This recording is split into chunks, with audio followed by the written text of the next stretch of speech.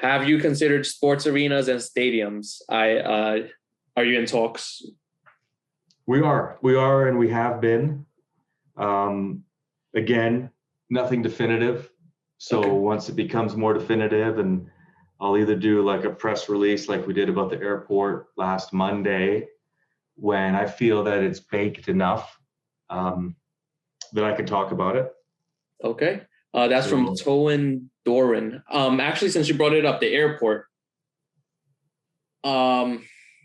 Is there anything you could tell us outside of any updates on that? I think that's major, and I just want to know a little more about it. Yeah, I mean, I'll share with you that we've obviously been working through the process with them for a while now. I mean, I don't share our sales funnel with people other than answering questions like this. Mm-hmm. They're just super excited about it. Using Scots and Roses across the board. It's one of those meetings where the client's eyes like light up and they're like, oh my God, this is the greatest thing. So yeah, I mean, they're really excited about it. For us, the quality of this particular airport is top tier, so we're excited about it for all the right reasons. And it will be public when as deployment approaches, and I'll be revealing the details. Okay. Yeah, that's a real good one. The banks and the airport are two of the four kind of like what I think are big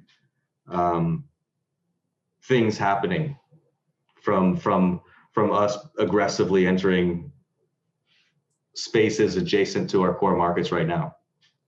Okay, so that's 2 of 4. Can you possibly go into the other potential 2, or? I don't want to. Okay, no problem. The airport one I think is going to be major, because once that happens, you're going to get a bunch of notice, and slowly from there, I think the world is yours, Steve. I'm really excited for that. I think the airport will be good. I mean, there's really like, call it 35 major American airports that are, tier 1 or whatever they call it, however they classify them, mirroring the 35 major metros that we have in the States.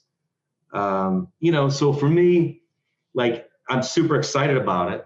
I think it's a great opportunity. I think from an exposure standpoint, it's pretty priceless. From an actual number of total universe of deployments I could do in the airport market, I've got other markets that have more revenue generating potential for us. They don't necessarily have as much exposure potential or prestige potential, but more revenue potential. So I always have to balance that. I know everybody likes the big names. Mm-hmm. I like the big numbers. Names come with it, I guess. I don't know. So. Okay. How about meeting demand? Are we like, once the order is placed, are we, full steam ahead and we're able to reach we have all the resources to supply them with the product? On the demand side, Detroit, the Rex is a big part of that. The RAD Excellence Center. Mm-hmm. I call it the Experience Center, but it's actually the RAD Excellence Center, the Rex. And we're going to have a lot of capacity out of that location. So if we have the capacity from the space standpoint, then it comes to supply chain and logistics, stocking up on stuff. I talked about the 200 piece order that I was going to place. So half of that is placed right now. Separately, I'll talk about why the other half hasn't been placed yet, but it'll be good news. And we're stocking up on other electronic components because, we hear more about the chip slowdown than we see. But, just talking to a couple of the guys on the team today, I'm pushing to order. And, my guys are like, we're so frugal with money and we're so just in time. So it's a bit of a culture change for them.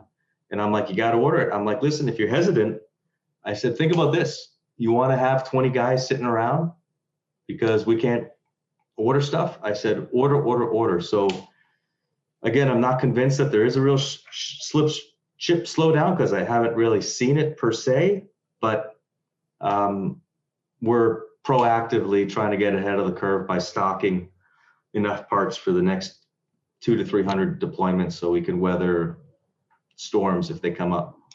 Gotcha. Next question, Tony Kuhn. This one I can answer myself. Where can I purchase AITX, not on WEBULL or Robinhood?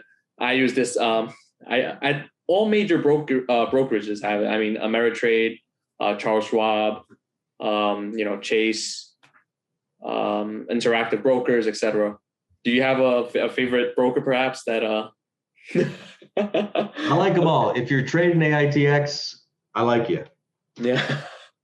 It's no, easy. A lot of people ask me this, and I reply all the time. I should pin it actually myself. Yeah, that's a good one. That's a good one. I don't know.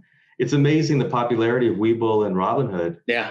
I mean, sometimes I think about, man, oh man, if they were able to trade AITX, would it bring good investors to the stock, or would it create, wild AMC type swings and so forth, right? Because I would prefer not to have that. I want to build steadily with informed investors for the long term. That's what I want to do. Now, I'm happy when people swing and day trade us too. Mm-hmm. It is what it is. But ideally, it's the long-term people that are with us and have been with us for years and have done well. And I'm working hard to have them continue to do well. Gotcha. Fins Up Fan says 2 new solutions coming out in May/June, just in time for Rex. Can you go into the 2 new solutions coming out in May and June? And also talking about May, I guess afterwards, about the K, because in your Vimeo video, you said it should be coming into your hands this week. So when would we actually be able to see? 2 new products. So one of them is a hardware piece, complementary to the existing lineup. And the other is a software piece that I think is pretty groundbreaking and really exciting. It's been in the works for a long time, and I'm pushing to get that thing launched in May. So yeah, so one software, one hardware, both innovative, both never been seen before, both, doing the rad thing, which is, filling needs that people never were able to fill before. So yeah, that's it. That's all I can say right now, because I want to have a nice launch with both of these things. I'm super excited. It's a huge month. It's a huge month for AITX, I think. So yeah. In regards to the financials, any update on that? Yeah, I was told late last week, that I should have the draft in my inbox by the end of the month of April. So that'll be nice. At the same time, last week started a flurry of revenue recognition paperwork. So people are like, why can't this audit be on time? And it is still on time, by the way, but why do these things take so long? Right? And it's just a matter because they've never been through one. When you're a full SEC reporting company like we are, they look through everything, and people say, oh, okay, great. They look through everything. What does that really mean? Well, what it means is that if I send an invoice to a customer during the course of the audit, the auditors might say, hey, I'm going to send this letter to that customer, and they got to verify that this was all good, right? And that happens dozens and dozens of times just on the revenue side. And then they got to talk to every single attorney that I've spoken to over the course of the year for whatever reason. And they got to go through verification paperwork with them. And then, we've probably been through maybe 300 expense samples where they'll sample the expense and want the backup and explanation for it. So it's hundreds of document requests. And if you're Coca-Cola, you've got your auditors sitting, in the office next door, and every day you're doing that. So at the end of the period, you're days away from being able to pop out your quarterlies. In our case, of course, we don't have that luxury. So we gotta do a little bit more heavy lifting throughout the process. And that's why, and it takes time. And then just to add fuel to the fire, it's not like we're the auditor's only customer. It's not like we're the PBAOC accountant's only customer. So everyone's got to balance their schedules and timetables, and it's a deal. It's a big deal. Now, over the past, I want to say 2 years, I switched out our vendors, or a couple of the vendors, and we've got a great team. A really, really, really great team. A very thorough team, I will share with you. So everybody should be reassured that the audits that get done to us are incredibly thorough, complete by an amazing auditing company. Nice. It takes time and money. Talking about team, the CFO, I heard we have a new one. Is there anything we could say in regards, or we're going to just wait until the announcement? I will share with you that the announcement should be tomorrow morning at 9 a.m. Eastern. This video will be released by then. Just okay. Okay. Okay. All right. Great. Yeah. No. So his name is his first name is Tony. Starks. We make jokes that we have like so many Tonys in the company. It's hilarious. Very popular name. No, but Tony, you'll see his last name in the press release. He's going to office out of the Rex, and I'm really excited about him. He's already rad. You know, he's ready to go with the rad attitude, the rad culture. His skill set is great. Going to be my right hand for years and years. So, it's a really good thing for us, and it's a good thing for the investors as well. Taking me out of having to push auditors and accountants and letting me go and talk to customers and talk to engineers and do new products and stuff, that's what everybody wants. So CFO is going to really allow me to push the company as opposed to pushing paperwork. Just a personal question. Well, not personal. Well, I guess. How do you find your CFO? Like, what's the qualification, or is this person, has he been in the industry, or what made him pop out to you? I'm just curious. Yeah, not in the industry. I didn't really care if they're from the industry or not, because the industry doesn't necessarily have the right staff for us anyway, because industry companies don't do what I've done. Mm-hmm. So it's not like I can pull talent that matches what I need.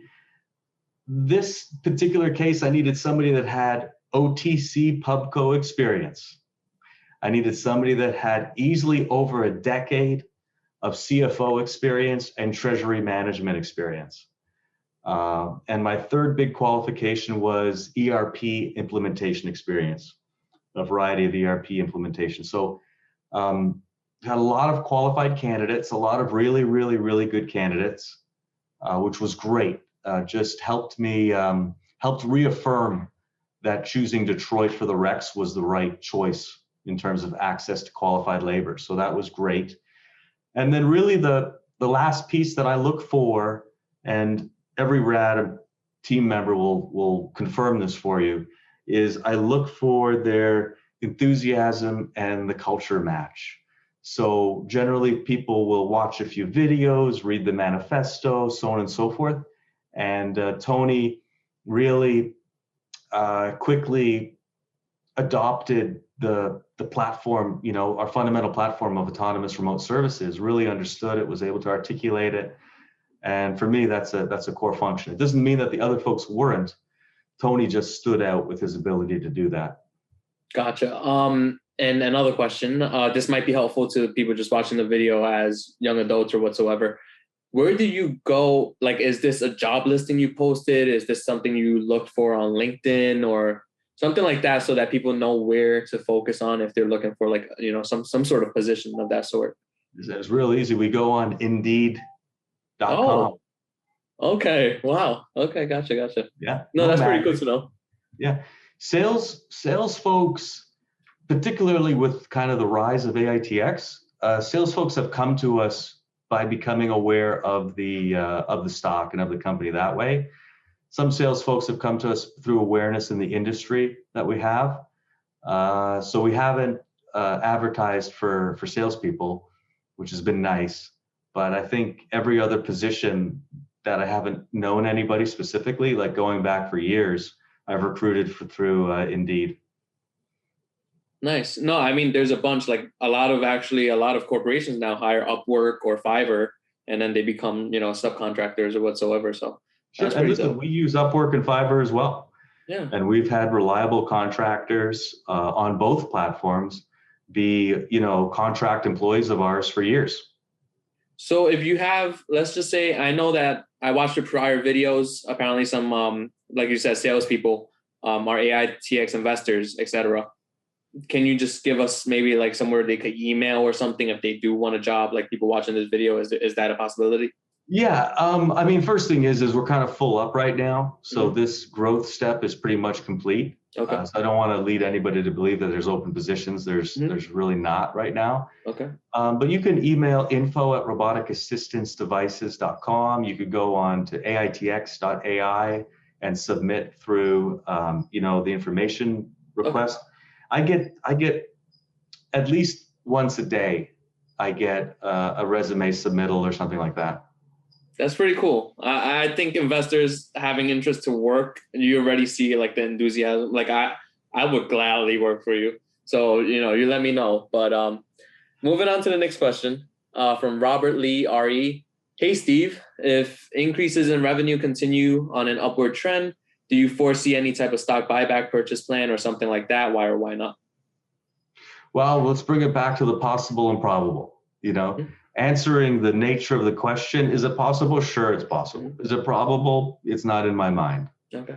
I would ask people to focus on the mission as I see it and as I'm executing it, which is growth and dominance of the space that we're creating.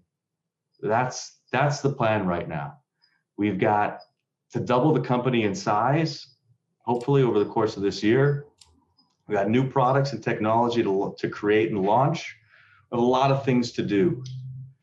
Just like Amazon ran years and years of losses. And, I'm just obviously saying, tremendous respect to Amazon but from the business case study of saying, hey, listen, we're going to run cash flow negative for a while so that at the end of this party, we're the dominant player.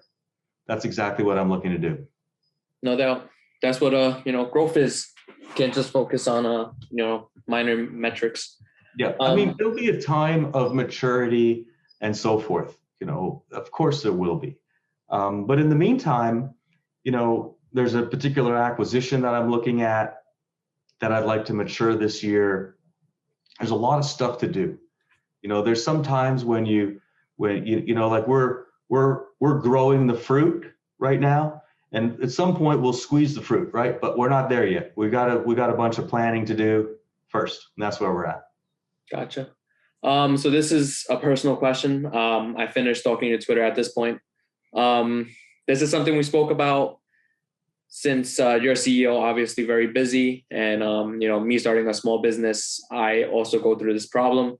How do you make time? How do you make time for your family?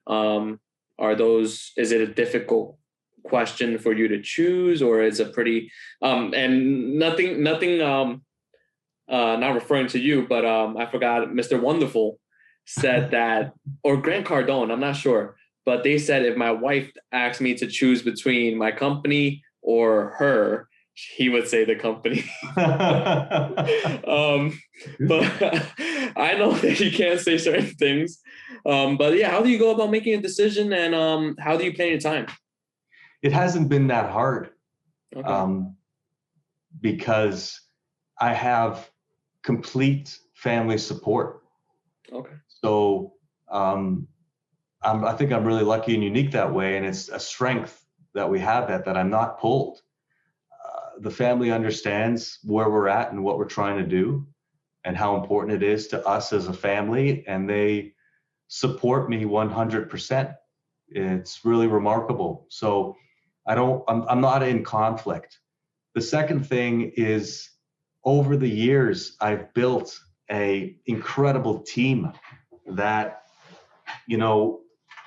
I always work to be replaced and be replaceable. And I encourage the team to find their replacements as well in the organization. What that does is it just creates redundancy and a lot of strength. So I try to remove myself from being a bottleneck as much as possible so the company can function and operate. Like I don't have my hands in every little thing.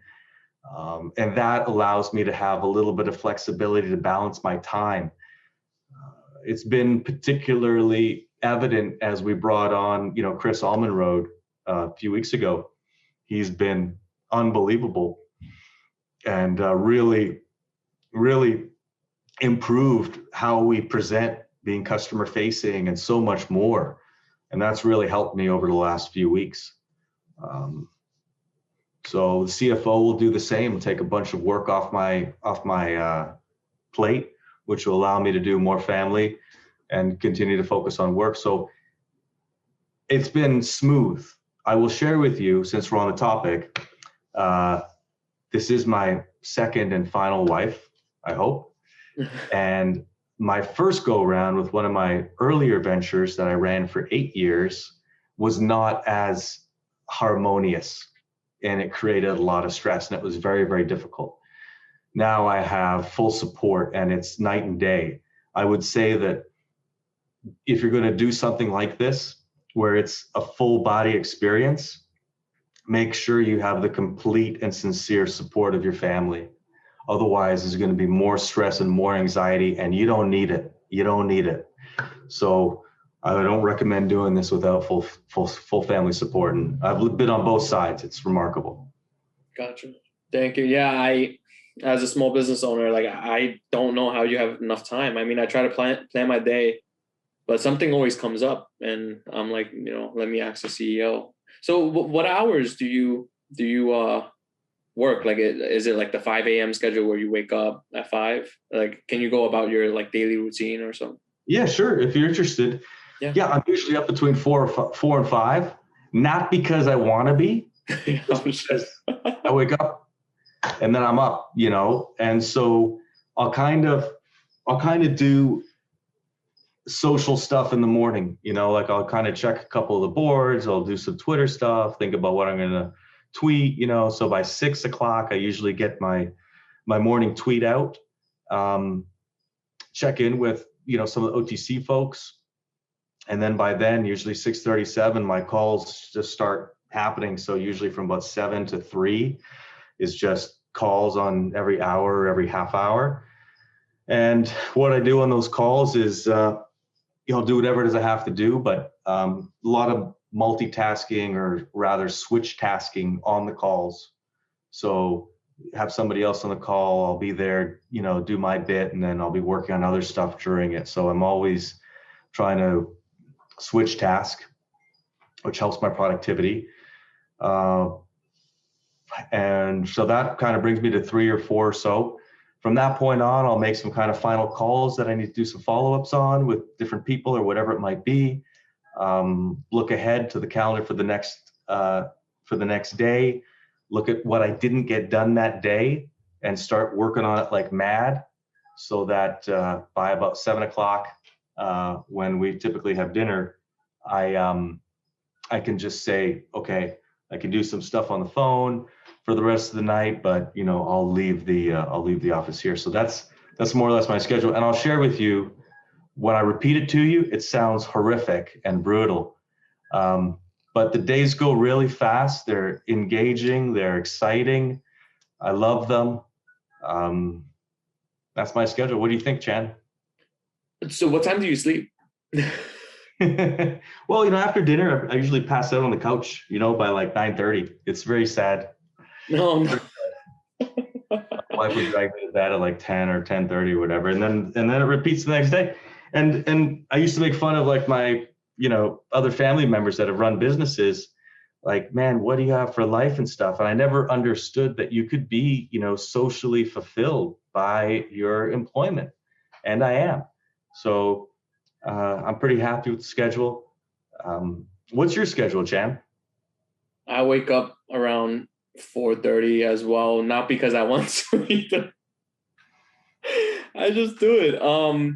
Although, like, I gotta actually, how do you do like gym or like, you know, keeping your body in shape? Because you look in shape for sure. Like That's how do the you, camera. That's the camera taking 10 pounds off for whatever reason. yeah, how do you do that? Is that something very important to you as well? Obviously everyone's health is important to them, but how do you go to make sure that you're, you know, mentally fit and physically fit as well? Well, the sad truth is that my physical fitness is the worst it's ever been. And it's not necessarily due to work. It's because I had some hip problems. So over the past 6 months, I've had my hips replaced. Leading up to the hip replacement for maybe a year and a half beforehand, it was very difficult to do anything. So I started this steady decline of lack of fitness.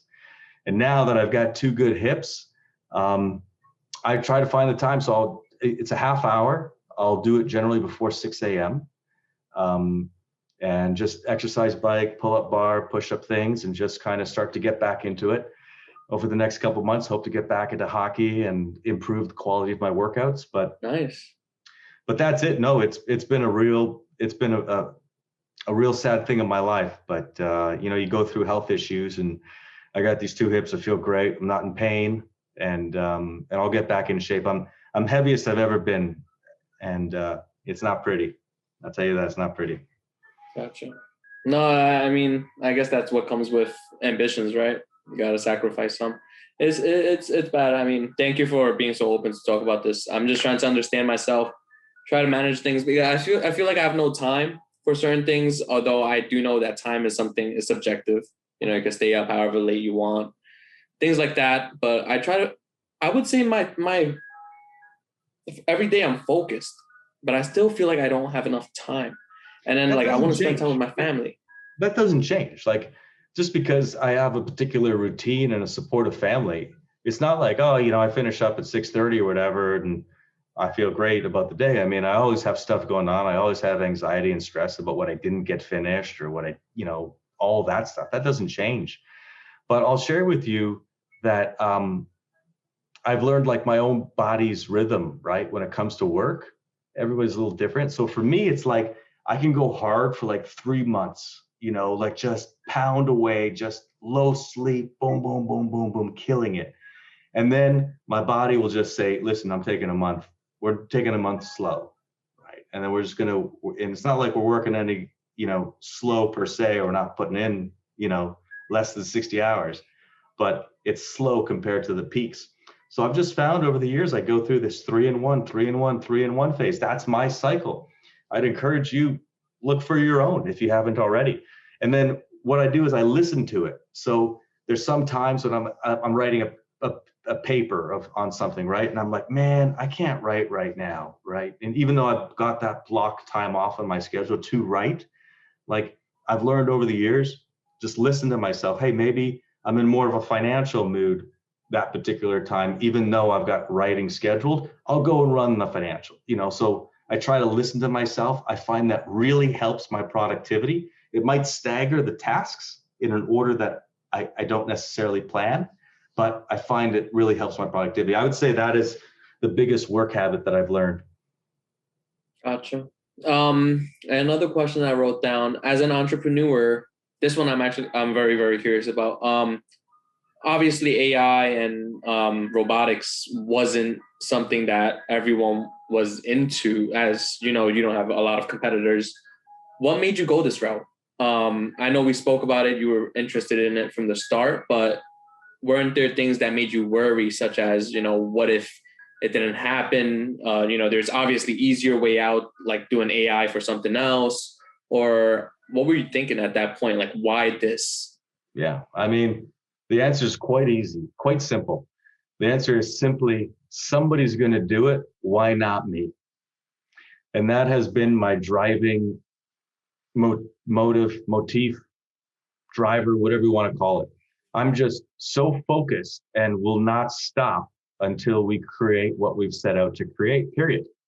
And there's been plenty of times when I could have thrown in the towel and be fully justified to do it. And obviously I never did. And now we're stronger than ever. And our runway is longer than ever. And our customers are better and happier than ever. And we're growing better than ever. And our investor base is better than ever. But certainly there were times when I could have bailed. But whenever I even had a fleeting thought of that, I said to myself, there's no way that I'm going to let anybody else do what I'm doing. And so I would continue on. How about finding your team members? Because, obviously you want people who are interested in the specific field. How were you able to convince your team members, or how did they want to join the team? I'm sure, at the beginning you didn't have a huge team. How did you bring people with the same vision on board, and how did you find these people? The first few people were all people that I knew, Okay. and I sold them on the concept. And, they knew me for years of being, somewhat of a successful kind of guy. And they, were convinced to hitch their horse to my cart, or hitch their cart to my horse, whichever way you want to look at it. So that's how I got the first few people. From there, hiring is very funny, because people are like, oh, I want somebody who does X, Y, Z and has X, Y, Z, blah, blah, blah, blah, blah, right? Like I described the CFO to you, right? Yeah. Very prescriptive on that. And in some, I would say mostly admin related jobs, you can do that. You could be super prescriptive and you could get the exact person, because admin is admin more or less, no matter where you're at. Mm-hmm. And that's fine, right? That's easy. That's easy. The hard part is the like the engineers and the salespeople and those people, right? And that's where, as the entrepreneur, you have to say, hey, I'm building this puzzle. And yeah, I'd like the piece to look like this, but it's looking like this, right? These are the only pieces that I have available. So your puzzle kind of changes and gets built with the available pieces. You can't call up the puzzle maker and say, hey, these are the pieces I want. Will you ship them to me? Doesn't work like that. Good entrepreneur is going to work with the pieces that are available and turn a negative into a positive and say, hey, this guy's got some strengths in this area. Fantastic. We're going to focus on a little bit of that. So there's this fluidity that you need in order to navigate through. But Shan, tell me, you're talking about opening your small business. I'm curious, what is this small business? Is this related to the investment advice and connectivity? No, so it is opened already. I have data processing type of company. So it's like level 2, level 2 for regular equities trading versus like options. So there's something called option sweeps.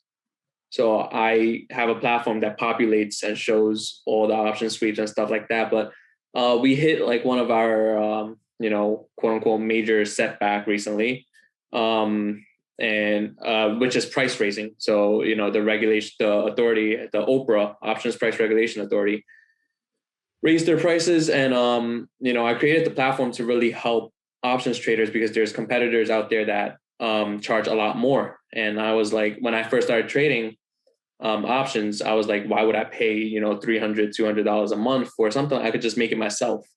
So I made it myself. Well, not make it myself, but I hired someone to make it for me. And I was like, you know what? Like, let me give it to people for cheaper, so that they're able to use it, because new traders not going to spend $200-$300 on something. So I was like, let me do it.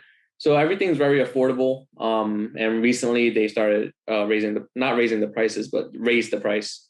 And I'm like, how are my margins going to work out? So I'm just a little trying to find out alternative ways to get certain components that they'll take away from us, in the case that we don't pay more. So we're, working that out, trying to increase sales, things of that sort. I mean, I love it. It's fun.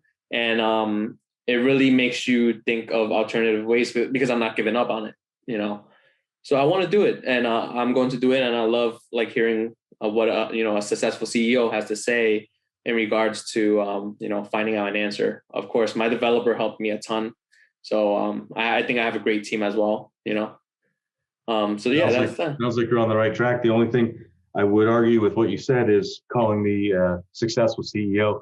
It's a journey. We're a long way away from that. There's no end. It's just a continuous journey. So I hope that one day I can accept that statement, but right now I can't. But yeah, I mean, it sounds like you're going through just the standard challenges that every entrepreneur will go through, and that will never stop. It will never stop. There will always be a curveball coming at you from somewhere. I'm trying to start my a next business doing real estate. So I don't know. well, I don't want to say I don't know if I'm ready to take it on. I'm ready to take it on. I just want to make sure that I set myself ready before getting into it. I don't want to just get into it and not have time or prepare my own mental self for it and just take on something completely new. So definitely got to work on myself prior to doing it, but it's going to happen. Good luck on the self-discovery. Good luck on self-discovery. People will often give you advice. I'm not, but the standard advice is, focus on one thing and grow that and make that work if that's what you're going to be committed to. I think that there's some merit to that. So just saying, I mean, if you've got a hook on the options thing with some advantages related to price, that's a good market thing. That's a bit of an industry disruptor in its own way. I think the industry is changing. I think that Main Street obviously is taking so much more precedence, more priority than it has in the past. And I think, if you've got affordable platforms with your personality and connectivity, then it could be a real nice thing. No, my dream, I got two more questions, but let me just tell you my dream. The reason I don't want to stop and focus on this is because my dream is way more than this. Like the company name is Chance. Obviously it's because I wanted it to be hope at first. I think, in this world today, not much people actually want to work for, what they want. And it just bothers me that you have people struggling in these third world countries, working their butt off and they don't complain. Like one of my video editor, he's from Pakistan, and he would tell me his schedule. Like I slept like 3 hours today, and I'm like, dude, you got to sleep. And he's like, no, the money doesn't come for free. And I think about myself and I think about other people who complain on a daily basis that they didn't get meal on a 7-hour day. And I'm like, what are you doing? So Chance soon is going to be Chance Corporation. And I'm going to basically filter out people who say they want to work for something and find out who actually is willing to put in work and offer them that opportunity to do better. So real estate is part of it, providing them a place where they could have an affordable place to live, and at the same time, maybe give them a job managing the Airbnb that they're in. And so they don't need to worry about finances and they're able to advance themselves wherever they want to do. So that's my dream, and I'm going to get there. I think you're going to get there. I think you can, Chan. You've already had a few pretty cool accomplishments under your belt, of course. So I bet on you. Thank you. All right, straight back to the questions. Two more. Sure. One is G4S. I don't know if you ever heard of them. Sure. I used to work for them as a private investigator. It's two separate sectors, G4S, CNI, and G4S Secure Solutions. They're a security company. Mm-hmm. Have you ever spoke to them? Yeah, for sure. Yeah, I spoke to multiple levels of them, for sure. Nice. Yeah, I was just thinking because today I was like, G4S, Secure Solutions, AITX, is a security company, security robotics. Well, Chan, let me update you. G4S was just acquired by Allied Universal. Transaction completed last week, I think, or the week before. So Allied Universal now owns all of G4S, and they are in the midst of a frantic integration between these two massive organizations. There's a lot of overlap in the United States and Canada, so they're going through that right now. So yeah, I mean, we're monitoring it very closely. We've got, friends and supporters and promoters on the G4S side that we're hoping, end up in strong positions as the two companies come together. And then, of course, we're hoping that all of our dear friends at Allied also have opportunity for increased responsibility because of the merger as well. So it's an exciting time. It's nerve-wracking for a lot of people inside both of the companies as they wait to see how things shake out. Oh, because I'm looking at your Twitter. Maybe this is what made me think of it, because you say our largest dealer, the largest security company in the world, and I'm thinking G4S because that was the company I used to work for, and they were known to be their like the largest security company, and a lot of the ones at the banks are actually from G4S, the security guards. Sure. Yeah, that's dope. Yeah, G4S was like in the olden days, 2, 3, 4 years ago, right? Like they they had like $6-7 billion, whatever, American in sales. And, you know, Securitas was in the 5-6 range or something like that. And at the time, you know, after Allied merged with Barton and then Universal and became Allied Universal, they were sitting around like 3 or 4 or whatever. And since then, over the last couple of years, Allied has just been on a tear, buying USSA Security for $1.5 billion. That added $1 billion in revenue. A couple mega mergers accumulating with G4S. So they're now $18 billion global revenue. Nice. Yeah. Oh, that's so cool. It's such a small world. Yeah. Wow. Third largest employer in the world. Yeah. I think when I first started working for G4S, I think like some fun facts that came about. They also have like their own private military or something like that. Not military, but they have like the paramilitary services for different countries and so forth. Yeah. That's pretty cool. All right, great. Yeah, I think that's it. Steve, do you have anything you want to say? No, as always, Chen, I enjoyed it. I'm glad with the directions and tangents we went in the conversation. So appreciate the support. I appreciate bringing the truth out. And I'm curious as to how many more reverse split questions you and I will both get over the next year or so. I mean, like I said, I'm always open to be an employee. So if you need someone to just constantly reply to the RS questions, I am here for you. All right, Steve. Thank you so much. I'll hire a Fiverr guy for that. Yeah. I'll offer you the same rate. Perfect. Thanks, Chad. Thank you, Steve. It was nice. Always a pleasure. Always a pleasure. Talk to you soon. Talk to you. Bye-bye.